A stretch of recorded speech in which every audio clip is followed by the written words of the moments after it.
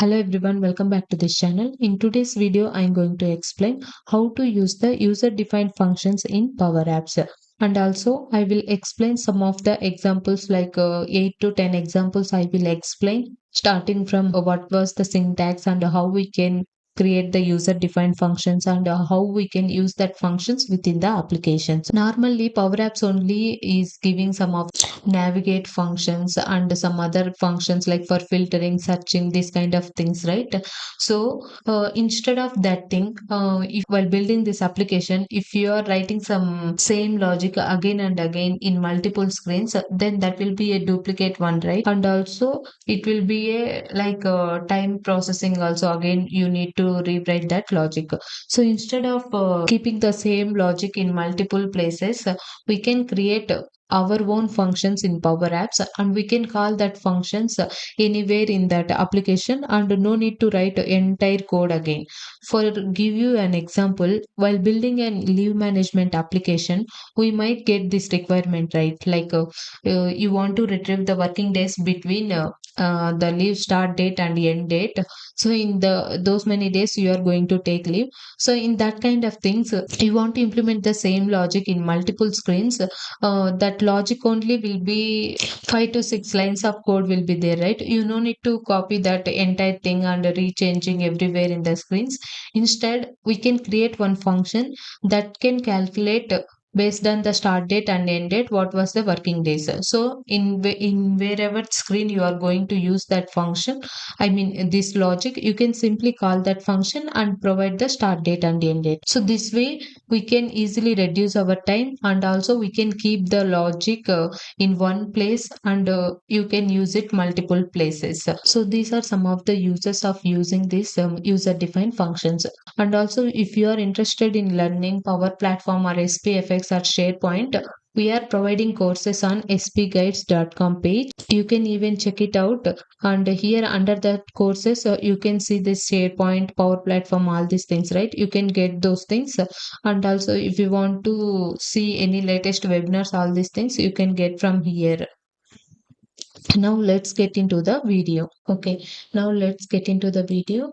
So in this Power Apps application, if you are using the old versions like 2 this kind of number, then you can check in the update section under the experimental. You can able to see that user defined functions. Currently, I was in the latest version only, and this is responsive application. So normally these user defined functions are enabled. I no need to enable it.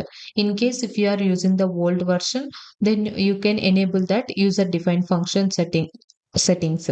And then where we can write our user defined functions is in the app object formulas property, we can write our own functions. So here I wrote some of the functions, but before understanding these things, let's first understand what was the syntax of this user defined functions and how we can use it. So in just a notepad I wrote this one. So ideally the syntax of this one is we need to provide our function name first. As you can see here also I provided the function name, and within the parenthesis we need to provide our parameter name and also and its type. Then what was the outcome of this function, that return type also we need to mention, and then finally we need to mention the formula. So to understand this one, let's first see one example. So here we have this one, right? Instead of explaining all these things, I will write again in newly here. So for adding two numbers, I will write the formula. So function name is, I will provide add numbers, and then within the parenthesis we need to mention our parameters. So for adding numbers, we will take two numbers. So this is the parameter and its type is number. So while providing this colon only, you can see it is showing that we can select our data type. So first value will be the number and second one also be, then colon. It's also we can take these many are there. We will take number only. The sum of these two numbers, the return type also number only, right? So we need to choose the data type as a number, and then formula we need to write. So equal to, I will provide a plus b, and here a plus b are taking from the parameters of this function. So that's it, and we will see how we can use this function. So like this I wrote the function. For this function we only need to provide two values, two parameters. In any of the screen we will provide, or let me add one blank screen, and here I will add one text label, and in this text label text property I will paste this add numbers. A value will be 10 and B value will be 20, and then I will close. So now once I close this one, now here you can see it is showing the 30. So I can dynamically change anywhere, for example 40, then immediately it is changed in right. So like this we can write the formula. So once we write the formula, it will be globally available. So in all the screens we can able to use this function, this user defined functions. So now I wrote one small example, right? In the same way, let's see the examples I already written, and some new examples also we will do. So for formatting the full name, I have taken the first name. That parameter is the data type is text, and second parameter is the last name. Data type is text. So this function, what it will do, it will format like first to last name. It will provide, then one space, and then for first name. So the return type is a text only, right? So I have provided text. Now to retrieve my name in this screen, let's see. I already taken like this. So here, if I provide my name, like first name, I will provide Rohit, and then last name Harita. Then you can see last name is coming in the starting, and in between the names one space, and the first name it is showing here. So what function like formula I wrote here is in the answer, sorry, in the text property of this label you can see full name I have written normally, and then I'm calling this format full name function, and for that function I am passing the first name and last name, this text input controls the text. So this will take that name and it will return here like this. So this way we can use that format one. Let's say, as I said in the beginning, if you want to greet someone else, the logged in username in all the screens header component or somewhere, then you can write one formula here. I will write in down to this one. So here you can see get greeting, and we need to pass our name, and then what it will show like hello, and the name whatever we pass, that one it will display. So for calling this one, I'll just provide here instead of this name get greeting in this function. Let's say user dot full name we will take. That's it. I just passed the name. You can see it is showing hello Harita. So if you can provide any other names, I am taking dynamically from this user object, right? You can even provide the name statically. Like in this way, whatever the name you are providing for that, it will come with a greeting text. Okay, then we will see some other examples. So as we wrote here, adding two numbers, sorry, here we wrote, right, adding two numbers. In the same way, for multiplying two numbers also we can write.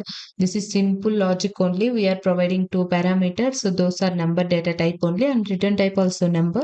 Then we are multiplying number one and two. So these are the small example. If you are started with, just try it once, and start using with the some medium kind of examples. So after this one, we will see this example, which is the get status color. And here what we are doing is we are taking the status value and comparing, like if the status is approved, then we need to display green, and if it is rejected, we need to display red color, and for pending orange color. In case if any other status value is there, that time we are showing the color dot gray. So ideally this kind of scenarios we might get in all of the applications, right? Like leave management or a travel request or expense claim, or most are project related things also.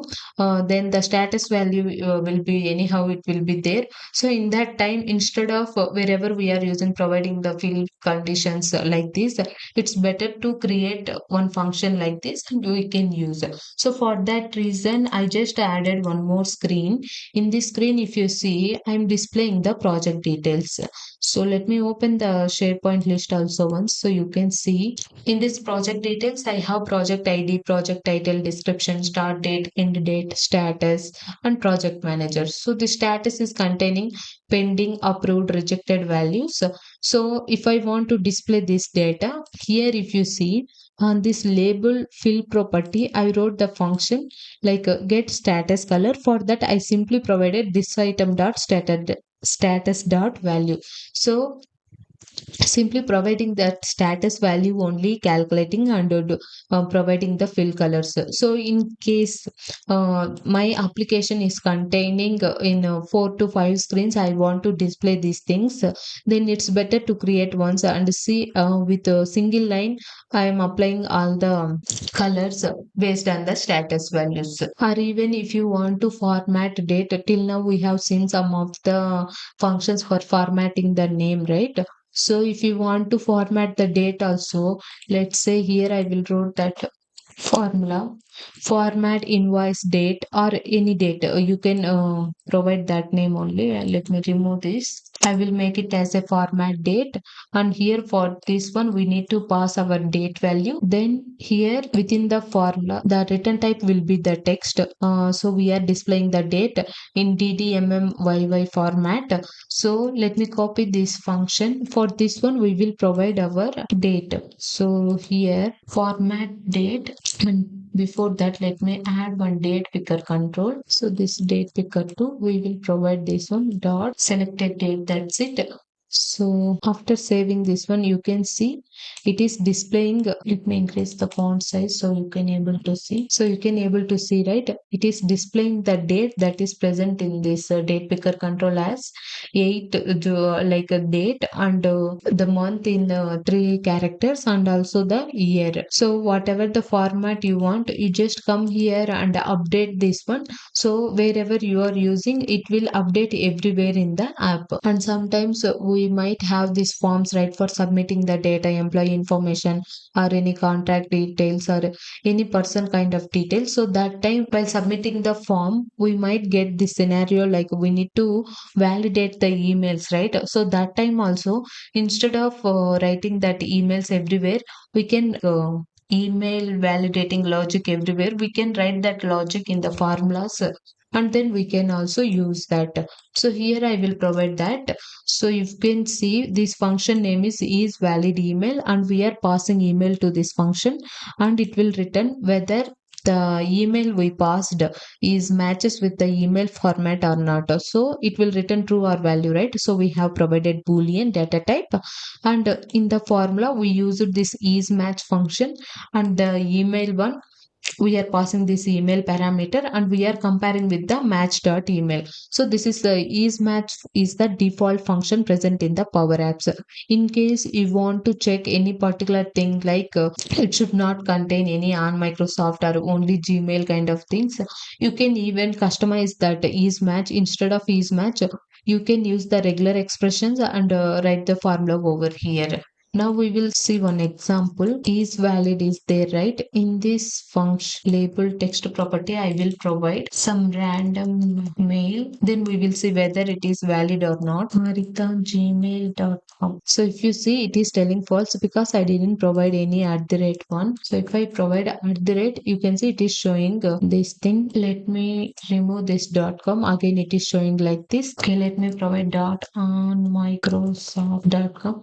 Now also it is showing. So the ismatch function, what it is checking exactly whether at the rate is there and a .com is there or not, and in between whatever we are taking, it is considering as a valid. So if you have any particular validation logic, you can provide over here, and you can start using this kind of functions also. Like for like this, we can use some of these functions. And even while calculating, let's say expense details, you want to do the discount of that applications or average.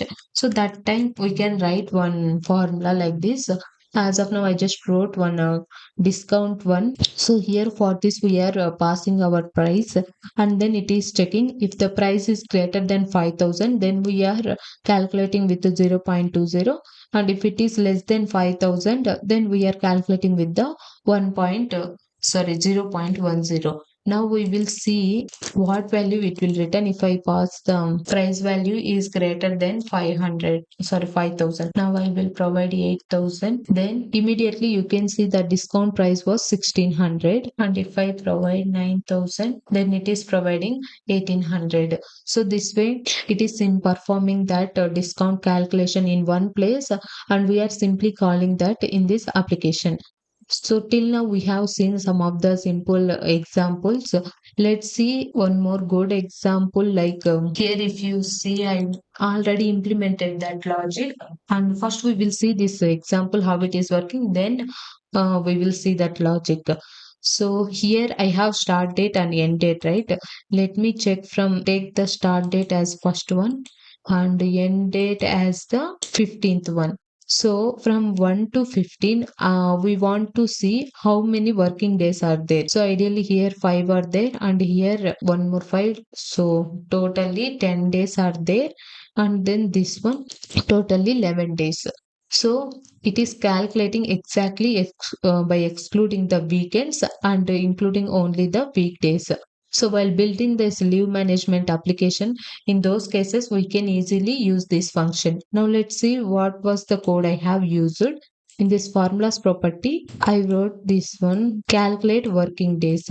So here start date is there and end date is there. We need to pass that one. So after passing that, what it will do is, first we are taking the date difference between the start date and the end date.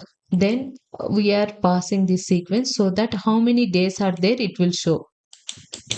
Let's say here it is not showing, but if I put somewhere else, sorry, on text label, I can't provide this one. Why? Because this sequence will return table of items. So let's first add one drop down. In that drop down, I will show you. So in this drop down items property, if I provide, and in the sequence, if you see between that, we have 15 days, right? The difference. So all these things it is showing here. So between 1 to 15, like 15 days are there, it is showing that. And if we come here, this for all function is there, right? So if we add that for all function, and here I have added date for all the 15 days, we are adding the date. So let me format it. And when I click on the for all, you can see for in this sequence, when I click, it was generated for first 15 days. And for all of the dates, we are taking the dates starting from 1 to 15 of this selected date is in this June month. So it generated all the dates. Now what we need to do is we need to remove the weekends. So for that one we wrote one more formula, like a weekday of, we are taking the value is nothing but the these values it was generated, right? Each date. So if you see 15 dates it was generated, so each date is we are considering as a value. As you can see also, for all is returning one table with one column value. That column name is value. So that's why we have mentioned this value, and then we are taking start of the week dot Monday, and this will return the weekdays, and if that weekday of each day it will return. Now if that weekday is less than or equal to 5, then those are coming or falling in the weekdays only. Let's say for June 1st. So here you can see June 1st, it was Monday, right? The weekday will be 1. So 1 is less than 5. So this will be considered, and 2, 3, 4 like this. So for Saturday and this one, it is 6 and 7, right? So those we are not taking. In the same way, based on the weekday, we are calculating whether these dates are falling on Saturday or Sunday. So like this, we are excluding those days and taking only the days which are coming on these weekdays. Now it will return that countif. So countif function will return the number of items based on these conditions. So that's why only in this text label, whenever I call this function calculate working days, it only return the days which is 11. So this way we can use this calculating the days between the dates within the like selected start date and end date. And even if you want to consider, like let's say you want to excluding the working holidays, in that time we can use one more parameter for this one, that is like holiday date, and from the SharePoint list you can retrieve that holiday date, and we can even remove that holidays also, like how we are removing here. I hope you understand some of the examples, I hope you understand how we can use. And thank you for watching this video. Don't forget to subscribe our channel.